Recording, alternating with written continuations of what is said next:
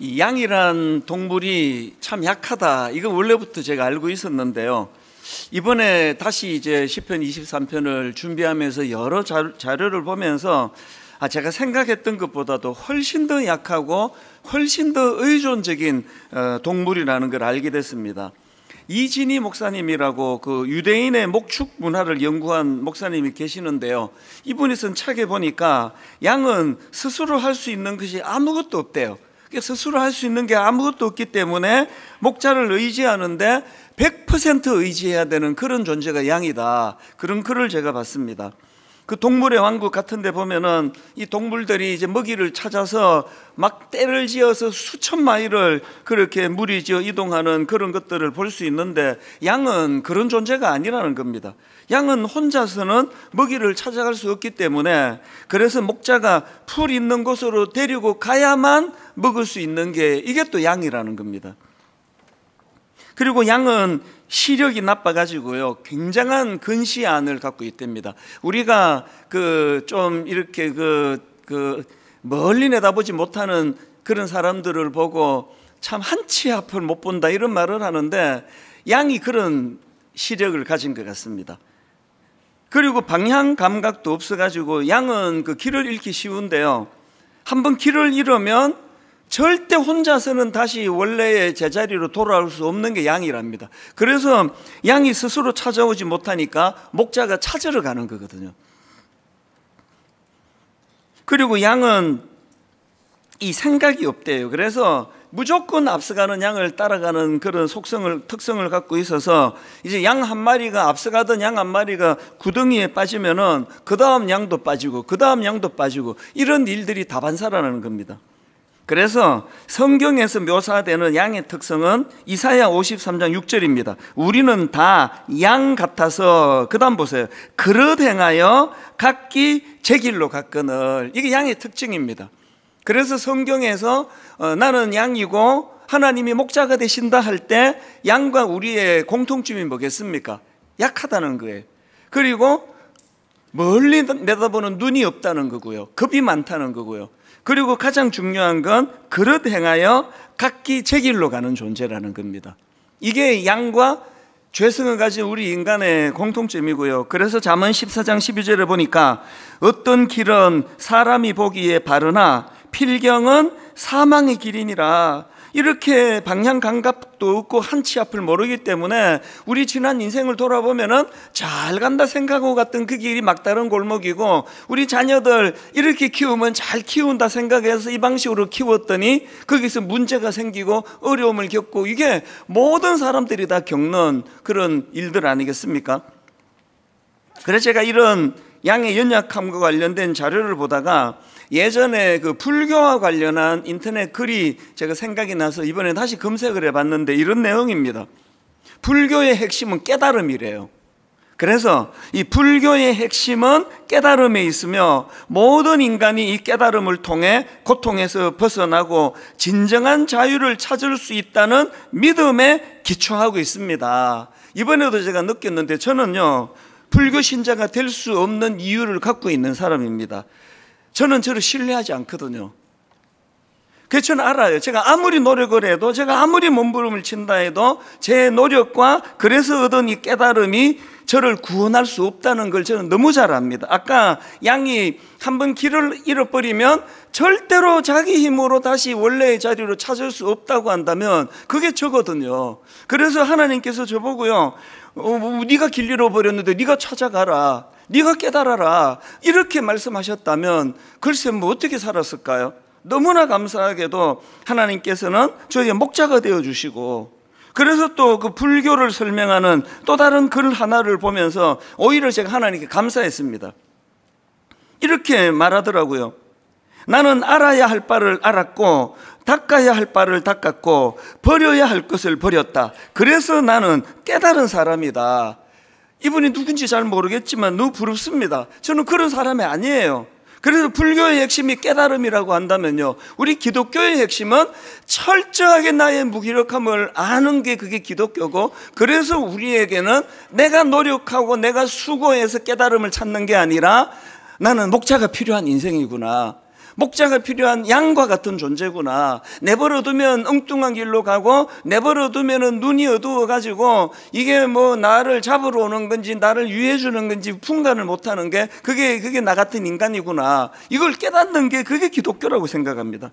그래서 시편 23편 1편 1절에 이 전제가요, 여호와는 나의 목자시니 내게 부족함이 없으리로다. 신앙은 관계예요. 신앙은 내가 뭘 덕도하고 내가 뭘 깨달아가고 이렇게 애쓰는 게 아니라 신앙은 관계입니다. 하나님과의 관계를 회복하는 거, 이게 신앙이거든요.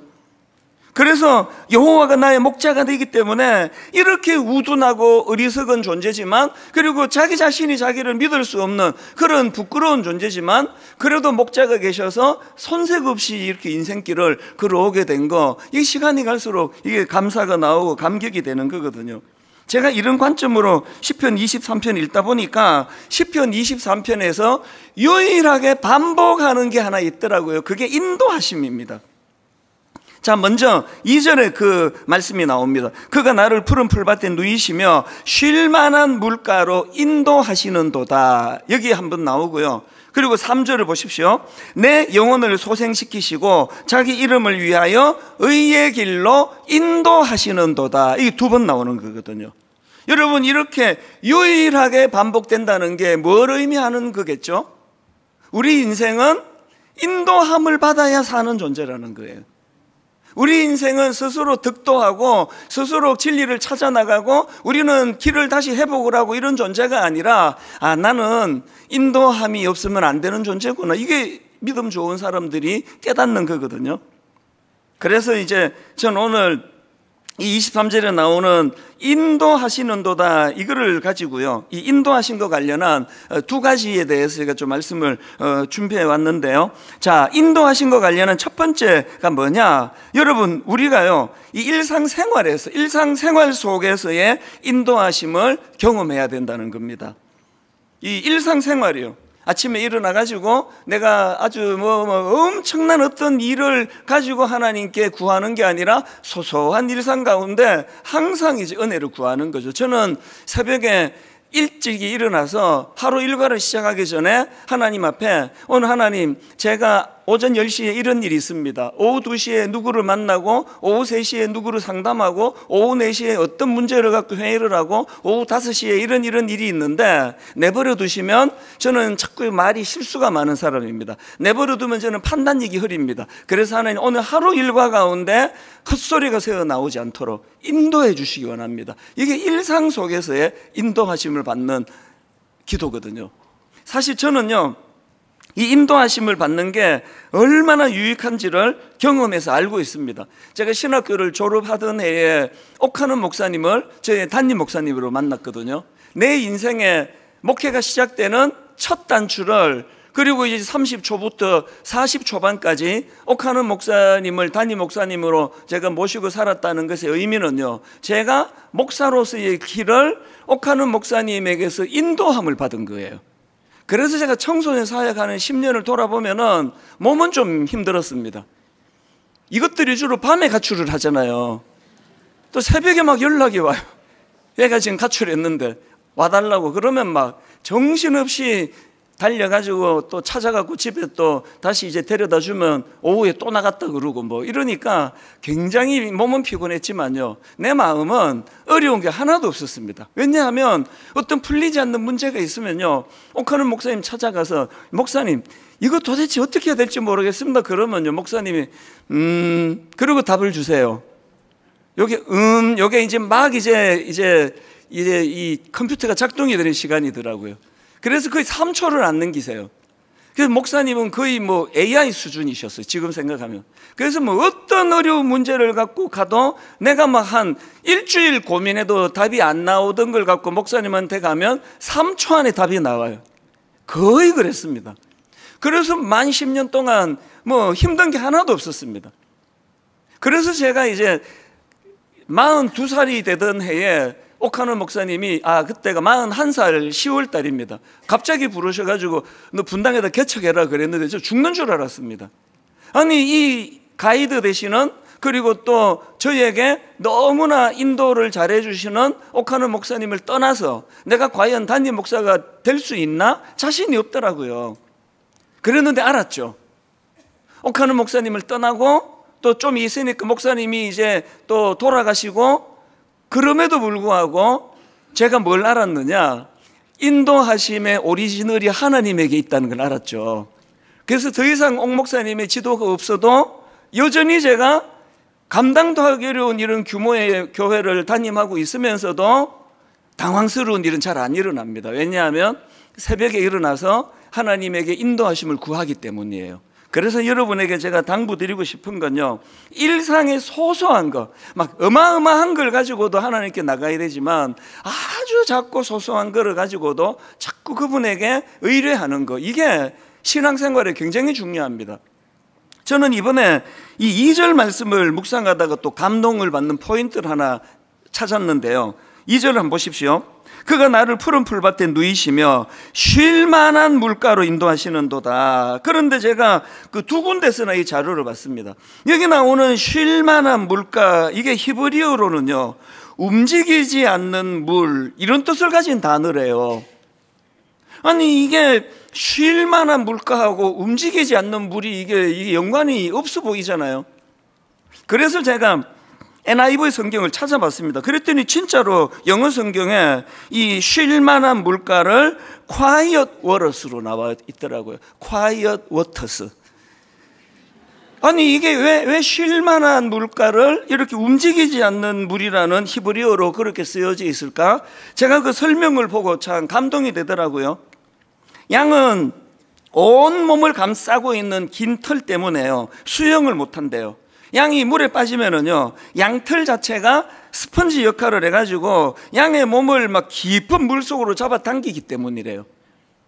그리고 또 양은 겁이 워낙 많아가지고요, 이 물이 막 흐르는데, 자기가 지금 목이 많이 마르는데 물이 막 흐르는데 겁이 나서 두려워서 물을 먹을 수가 없대요. 이 양의 특성을 아시는 목자께서 그를 쉴 만한 물가로 인도하는 것은 움직이지 않는 물가다. 제가 이거를 보면서 야, 우리 하나님의 특성을 참 잘 설명해 놓았다. 여러분, 사실은 우리가 멀쩡하게 앉아 있지만요, 저희들이 어릴 때부터 받았던 또 환경에서 받은 상처가 있고 치유되지 않은 어떤 트라우마가 있고 다 있습니다. 이게 이제 얼마나 두드러지느냐가, 이게 병원 치료를 받아야 될 정도다 하면은 그게 굉장히 두드러지는데요, 그 정도까지 가지 않기 때문에 그냥 사는 거예요. 저에게도 있습니다. 제가 나이가 이렇게 많이 들어가는데도요, 어떤 일에 부닥치면은 저는 두려움에 빠져요. 그게 저에게 트라우마예요. 여러분에게도 다 있습니다. 그런데 제가 이렇게 복잡한 목회를 하면서도 하나님께서는 저에게 제 내면에 있는 두려움을 아시고 항상 움직이지 않는 물로 인도해 주세요.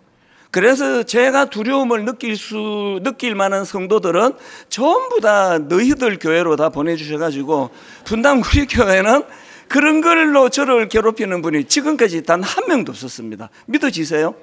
이게 인도하심이에요. 하나님께서 저의 약한 부분을 아세요. 그리고 저의 두려움을 아세요. 그래서 피할 길을 주세요. 항상 이제 긴장을 하고 이런 일이 일어난다 할지라도 저와 여러분을 푸른 풀밭으로 인도하시고 쉴 만한 물가로 인도하시는데, 그 양들에게 쉴 만한 물가는 움직이지 않는 물, 흐르지 않는 물. 그래서 저는 여러분들이 하나님과의 관계에서 중요한 건 인티머시예요. 친밀감이에요. 하나님과의 친밀감이 회복이 되면 될수록 일상에서 감동을 참 많이 받습니다.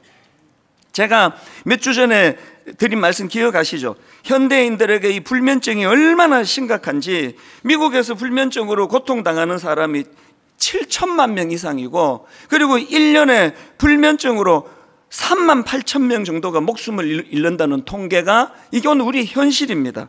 늘 불안하고 늘 염려가 많고 위에서 물이 아래로 흐르기만 해도 두려움으로 목이 마름에도 물을 마실 수 없는 게 양과 같이 약한 우리들이라고 한다면 오늘 우리는 시편 23편 2절을 기억해야 됩니다. 그가 나를 인도하시는데요, 푸른 풀밭으로 인도하시고, 그가 나를 인도하시는데 쉴 만한 물가, 움직이지 않는 물로 가장 우리에게 적합한 방식으로 우리에게 인도함을 허락해 주신다. 그래서 여러분, 말씀 묵상하는 시간을 QT, 이게 quiet time 아닙니까?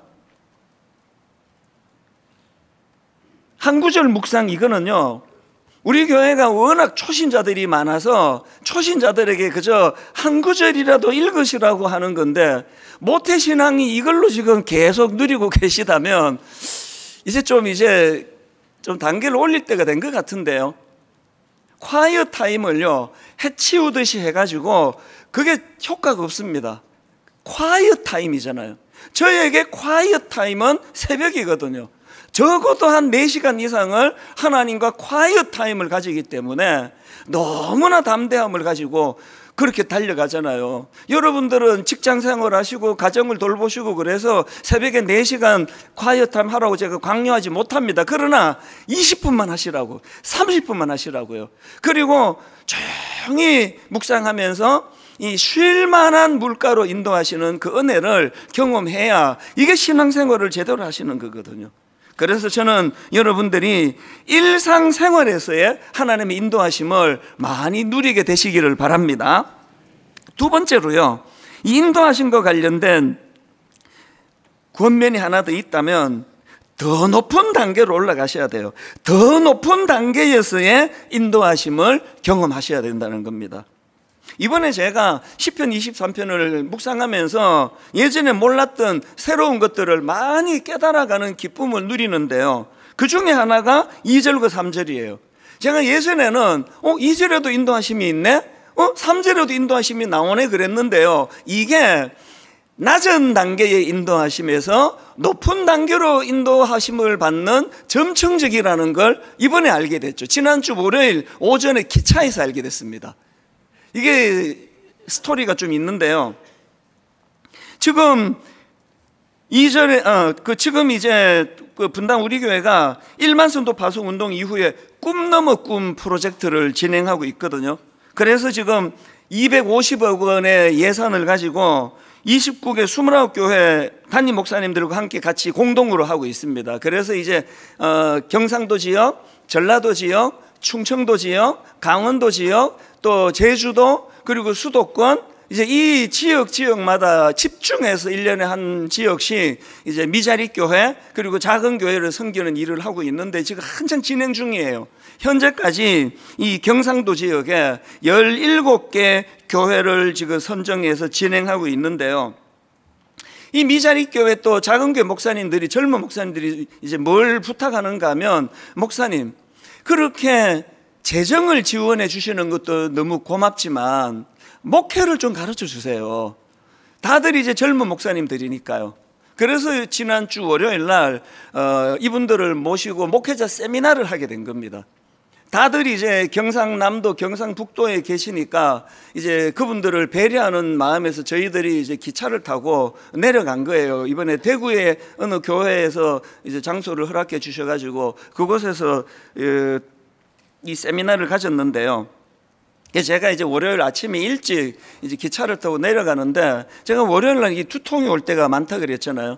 지난 월요일 날에도 약간의 두통이 있어서 책을 읽을 수가 없었어요. 그래서 이제 눈을 감고 묵상을 하죠. 시편 23편을 가지고 묵상하면서 이제 이 젊은 목사님들에게 내가 무슨 말로 이 세미나를 해야 되나, 물론 다 준비를 해갖고 내려가죠. 그러나 눈을 감고 이제 제가 그 묵상을 하는 가운데 깨달은 게 이거예요.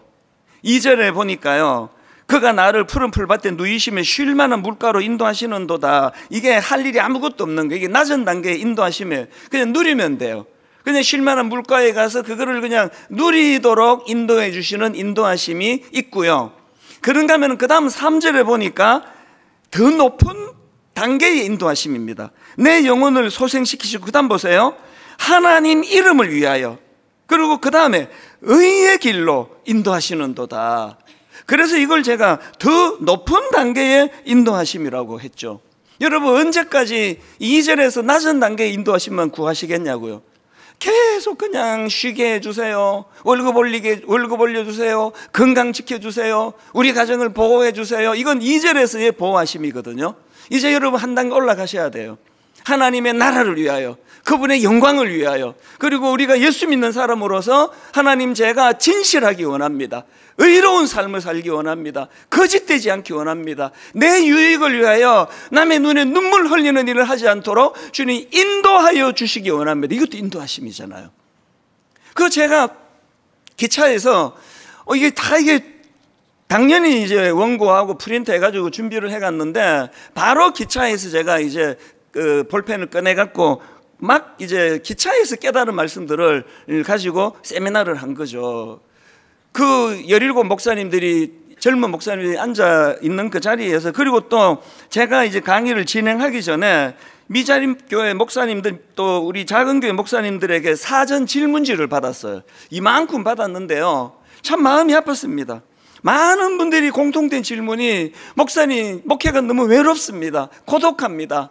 목사님 목회하는 가운데 위로받고 싶습니다. 그리고 질문이요, 이런 외로움을 겪으실 때 이찬수 목사님은 어떻게 해결해 나가셨습니까? 그래서 제가 기차에서 이제 묵상한 게 있으니까요, 이제 다 모여있는데 이런 이야기를 했습니다. 외로우시다고요? 위로받고 싶다고요? 이찬수 목사는 어떻게 그때 위로를 받고 어떻게 외로움을 잘 해결해 나갔냐고요? 이렇게 말했습니다. 목사님들, 목회하다가 생겨나는 그 외로움은, 그건 피하면 안 되는 겁니다. 그건 없애면 안 되는 겁니다. 그거는 버티는 겁니다. 견디는 게 그게 사명입니다. 이런 생각해 보셨습니까? 목사님들이 목회하는 과정에서 생겨난 그 외로움, 그것이 하나님이 기뻐 받으시는 열매라는 생각을 해 보셨습니까?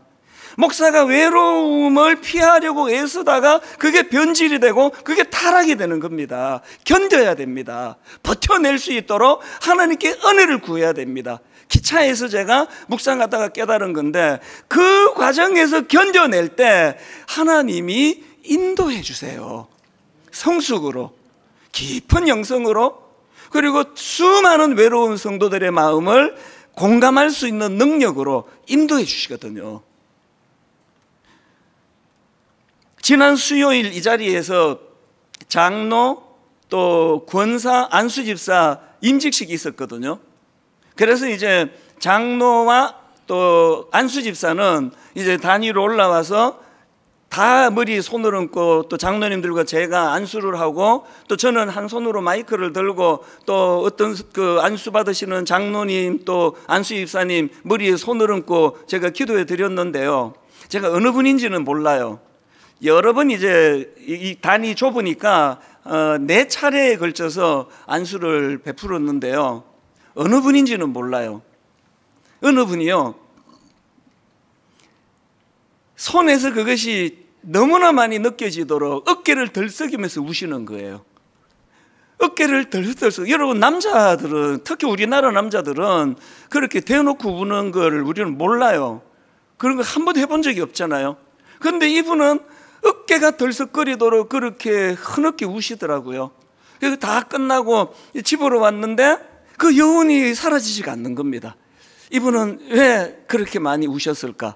왜 어깨가 들썩거리면서 그렇게 눈물을 흘리며 안수를 받았을까? 그러면서 제가 마음에서 많은 생각이 들었습니다. 여러분, 부당 우리 교회는요, 그 임직 받으시는 분들한테 의무 헌금을 우리는 요구하지 않습니다. 장로 얼마 하세요? 권사 얼마 하세요? 또 안수입사 얼마 하세요? 제가 개척한 초반에요, 어떤 분에게서 얘기를 들었습니다. 목사님, 돈 없으면 장로도 우리는 못 받습니다. 그게 너무 마음이 아파가지고요, 저희는 그렇게 정해주지 않아요. 그러나 헌금하라 그래요. 이렇게 이야기합니다. 하나님 앞에 감사로 우리가 이 기쁨을 표현해야 되는데, 경제적으로 어려우십니까? 10,000원만 하십시오. 하나님은 액수를 보지 않으세요. 그 마음을 보세요. 그래서 그 마음으로 10,000원만 하나님께 헌금하시면 됩니다. 이런 광고들을 매번 광고를 하는데요, 제가 그 안수하는 그 안수 집사님인지 장로님인지 어깨가 들썩거리며 우시는 그분을 제가 보면서 하나님, 저분의 눈물을 주님이 받아주시기 원합니다.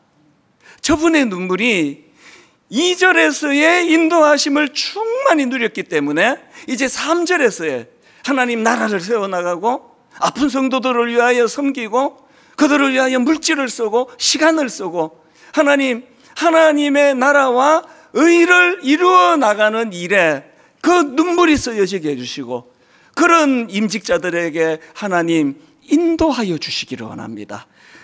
마음이 참 뜨거워지더라고요. 이 3절을 다시 보십시오. 내 영혼을 소생시키시고 자기 이름을 위하여예요.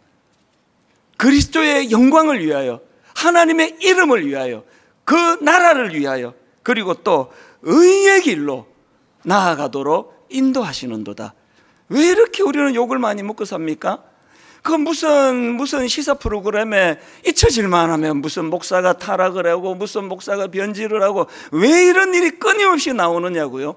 여러분, 이제 우리 2절에서의 인도하심에서 좀 진도가 나갈 때가 된 것 같지 않으십니까?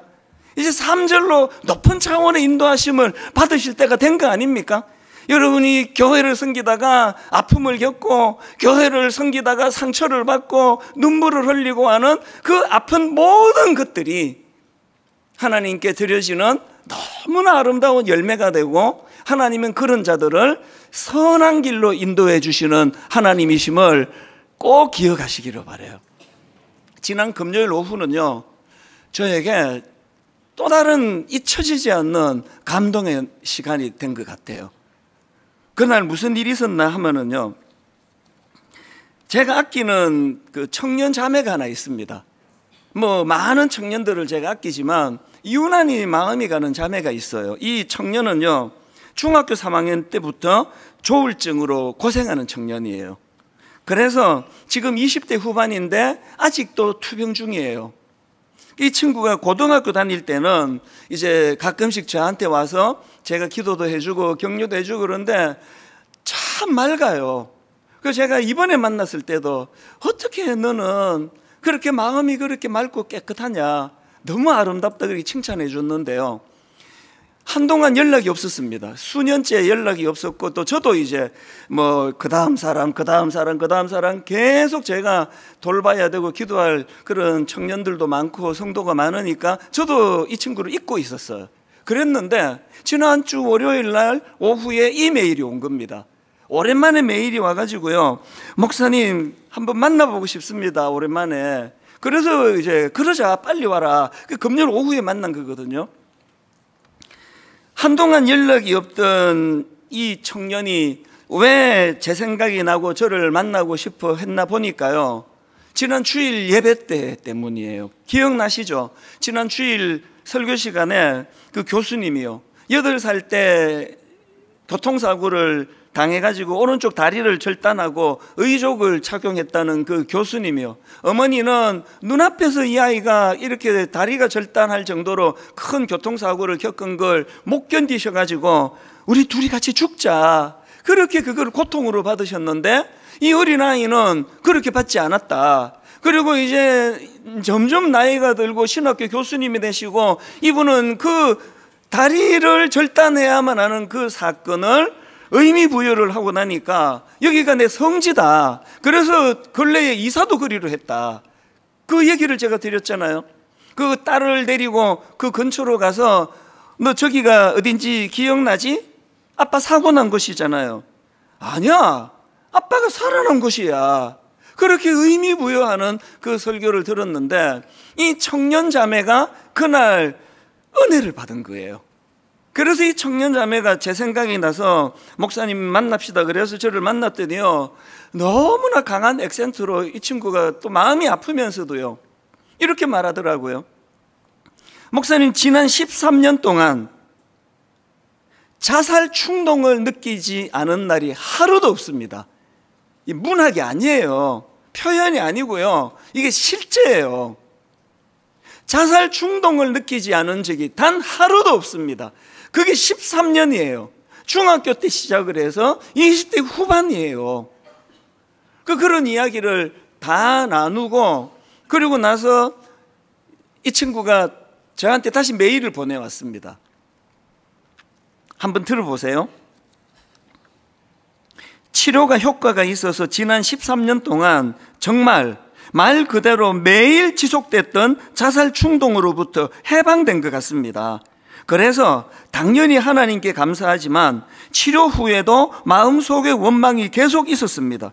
도대체 왜 그 긴 시간 동안 저를 절망 속에 살게 하셨는지 너무 원망스러웠죠. 10대 중반부터 20대 후반인 지금까지 인생에서 가장 꽃다운 시기라고 하는 기간 동안 죽음의 그늘 아래 있었습니다. 저한테 지난 13년은 싹 지워버리고 싶은, 할 수 있다면 머릿속에서 완전히 드러내고 싶은 기간이었습니다. 그런데 지난주 설교 속 교수님의 간증 내용을 들으면서 생각이 조금 바뀌었습니다. 교수님은 사고가 난 그곳이 죽을 뻔한 자리가 아니라 하나님이 살려주신 자리라고 여긴다고 하셨죠. 그것처럼 저도 지난 시간을 그저 죽고 싶었던 시간이 아니라 하나님이 결국엔 날 살리셨던 시간이라고 생각해 보면 어떨까 하는 생각이 들었답니다. 뒤에도 내용이 좀 더 있는데요. 왜 제 생각이 났는가 하면 그 설교에 이 친구가 은혜를 받은 거예요. 그래서 그 끔찍한 내 머리에서 기억에서 지워버리고 싶은 13년인데 내가 이걸 해석을 다르게 할 수 있는 거구나. 그래서 저를 찾아온 거예요. 너무 신비롭지 않습니까? 그 교수님이 8살 때 수십 년 전에 겪었던 그 아픈 그 경험이 수십 년이 지난 오늘 분당에 있는 한 청년에게 인생을 새로 해석할 수 있는 놀라운 은혜를 제공하는 도구가 됐다는 거예요.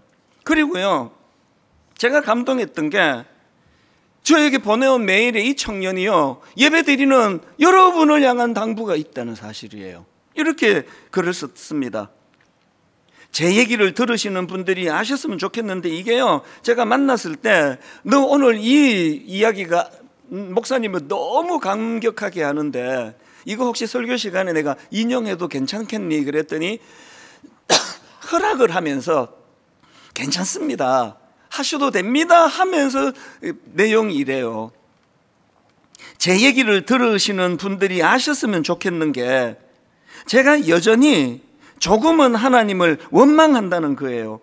절망의 늪에 빠져본 사람은 물론이고 늪에서 방금 나온 사람이 갑자기 기뻐 막 뛰어다니긴 무리잖아요. 당장은 그럴 힘이 없죠. 저도 그래요.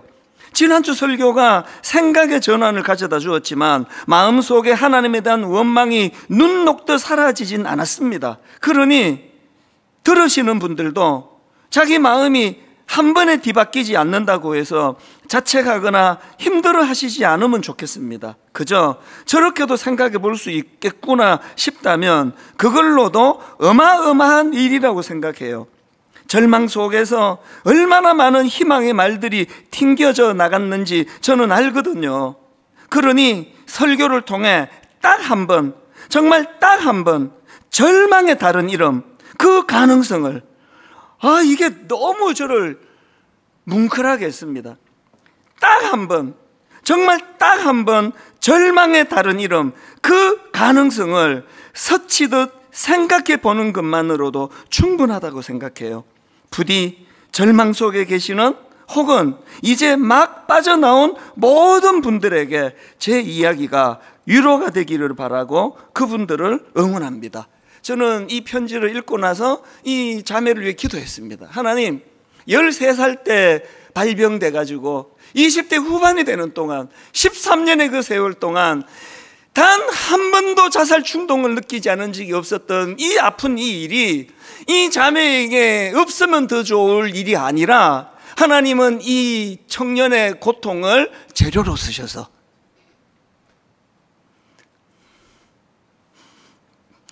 오늘도 힘든 길을 걸어가고 목자 잃은 양 같아서 이렇게 방황하고 저렇게 방황하고 교회를 사랑해서 섬기다가 상처를 받고 오해를 당하고 억장이 무너지는 그런 분들에게 조금이라도 주님 이름으로 위로가 되는 이 자매가 그때 소원했던 게 그거거든요.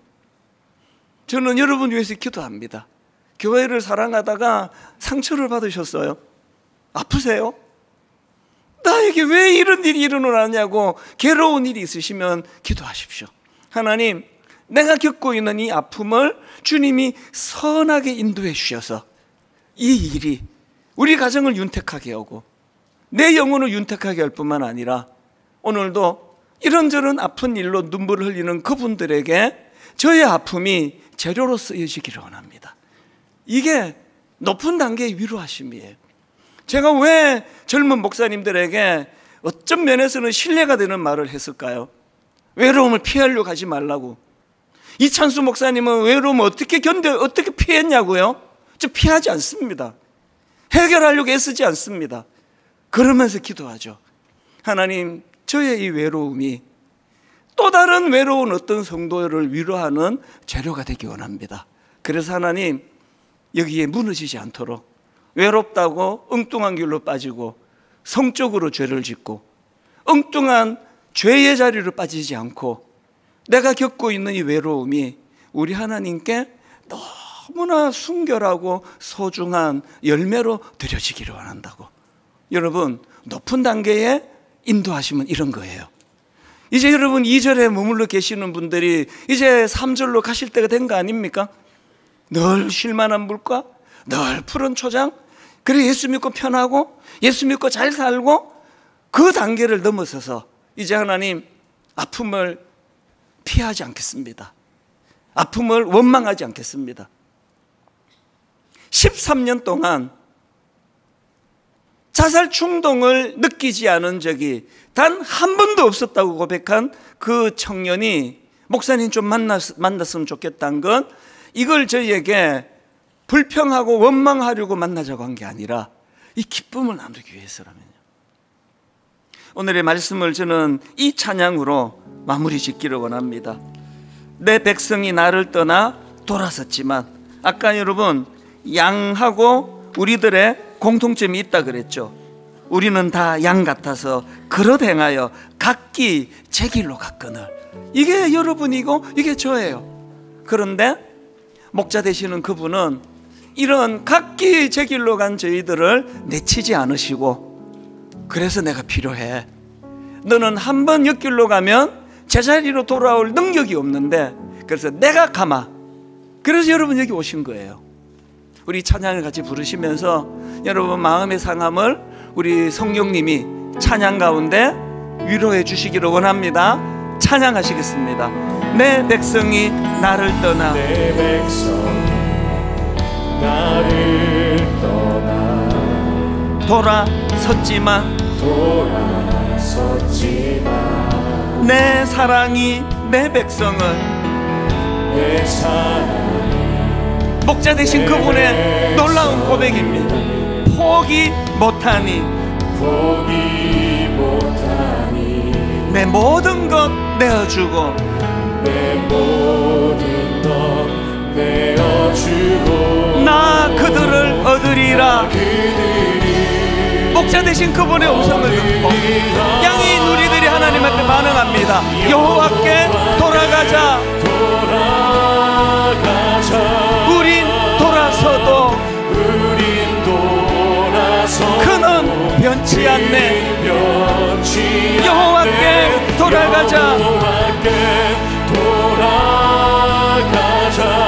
우린 넘어져도 그 사랑 영원하네. 여러분 한 번 더 이 시간 여러분 간절히 부탁드립니다. 여러분 너무 애쓰지 마세요. 여러분 진짜 부탁합니다. 우리가 뭔가를 득도하고 우리가 뭔가를 깨닫고 그 깨달음을 통하여 내가 고통에서 벗어나고 그래서 진정한 자유를 찾을 수 있다는 믿음에 기초한 건 불교예요. 우리는 그럴 수 있는 실력이 없습니다. 너무 애쓰지 마세요. 힘 좀 빼셔야 돼요. 그리고 자각하는 거예요. 아버지, 저는 다른 사람은 몰라도 저는 목자가 없이는 못 삽니다. 저는 방향 감각이 없어서 맨날 엉뚱한 길로 갑니다. 저는 겁이 많습니다. 목이 마른데 흐르는 물을 마실 수가 없습니다. 조용한 물가로 인도하시는 목자가 필요합니다. 너무 힘쓰지 마시고요. 그리고 높은 단계의 위로 높은 단계 인도하심을 경험하셔서 하나님, 그 어린 청년 자매처럼 우리가 겪는 고통이, 우리가 겪는 아픔이 이게 쓰잘데없는 아픔이 아니라 이것이 높은 인도하심을 경험할 수 있는 재료가 되기를 원합니다. 우리 한 번 더 이 찬양 부를 동안에 여러분, 예배는요 뭔가 이론을 깨닫고 받아 적고 채워나가는 시간이 아니고요, 사건을 경험하는 시간입니다. 목자 되신 주님이 여러분을 푸른 풀밭으로 인도하시는 시간이고요, 쉴만한 물가로 인도하시는 시간입니다. 이 시간 그 은혜를 누리게 되시기를 바랍니다. 우리 다시 한번 가사를 생각하시면서, 내 백성이 나를 떠나 돌아섰지만, 내 백성이 나를 떠나 돌아섰지만 우리는 다 양 같아서 그릇 행하여 각기 제 길로 갔거늘 내 사랑이 내 백성을 포기 못하니. 목자 되신 그분의 결의를 한번 보십시오. 내 모든 것 내어주고 나 그들을 얻으리라. 방황하는 양 같은 우리가 이렇게 고백합니다. 여호와께 돌아가자. 우린 돌아서도 그는 변치 않네. 여호와께 돌아가자. 양 같아서 우린 넘어져도 그 사랑 영원하네. 사랑은 오래 참고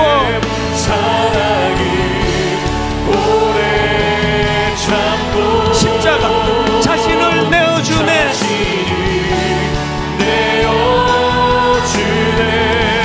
서로 사랑할 때 세상은 주 보내.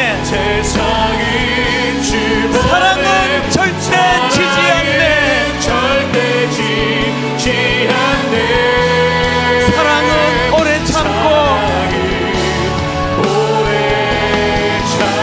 십자가를 통하여 자신을 내어주네. 서로 사랑할 때 세상은 주 보내. 여러분 믿음으로 선포하시기를 원합니다. 사랑은 절대 지지 않네. 여호와께 돌아가자.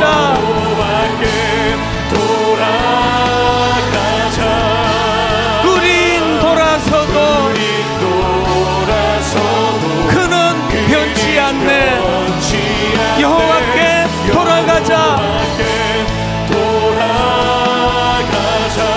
우린 넘어져도 그 사랑 영원하네. 너희는 가만히 있어. 너희는 가만히 있어. 목자 대신 주가 하나님 된 알지어다. 열방과 세계 가운데 주가 높임을 받으리라. 목자 되신 그분을 찬양합니다. 사랑합니다 내 아버지.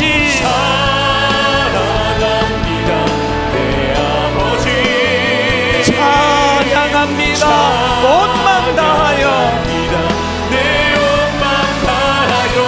선포합니다 예수 그리스도. 주님 오심을 기다리며 우리 다 자리에서 일어나셔서 너희는 가만히 있어.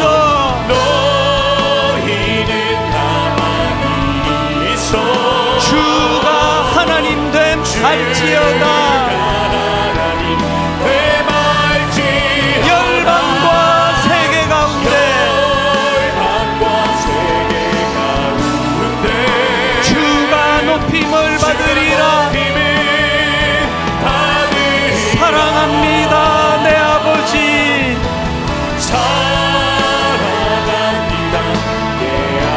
부족한 입술이지만 찬양합니다 내 온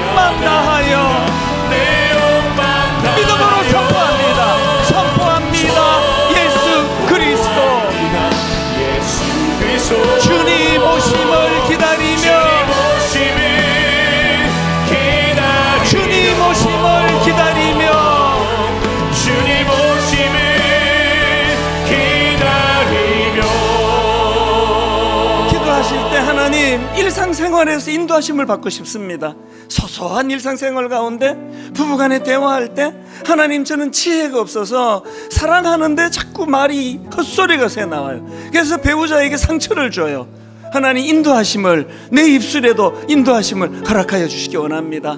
그런가 하면 하나님 2절에서의 낮은 단계의 인도하심을 충분히 누리게 하시고, 그런가 하면 3절로 건너가 내 아픔이, 내 눈물이, 내가 겪고 있는 이 아픈 이 모든 일들이 하나님 나라를 위하여 의의 아름다운 은혜가 세워지는 재료가 되게 하고 도구가 되게 하여 주시옵소서. 우리 각자 하나님 앞에 은혜를 구하며 통성으로 합심하여 같이 기도하시겠습니다. 하나님 아버지, 이 시간 은혜 가운데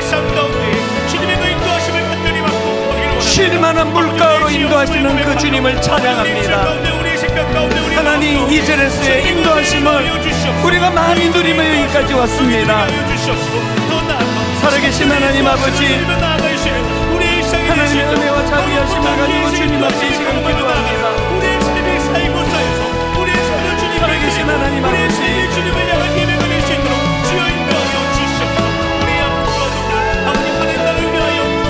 우리를 푸른 풀밭에 누이시는 주님, 우리를 쉴만한 물가로 인도하시는 주님, 이제 하나님 3절에 더 높은 단계의 인도하심을 우리가 바라며 하나님 이름을 높여드리기 원합니다.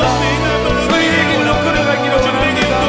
내 영혼을 소생시켜주시는 그 은혜로 말미암아 가치 있고 가치 있는 인생을 살아나기를 원하오니 하나님 그 한 단계 높은 단계로 인도하여 주시옵소서.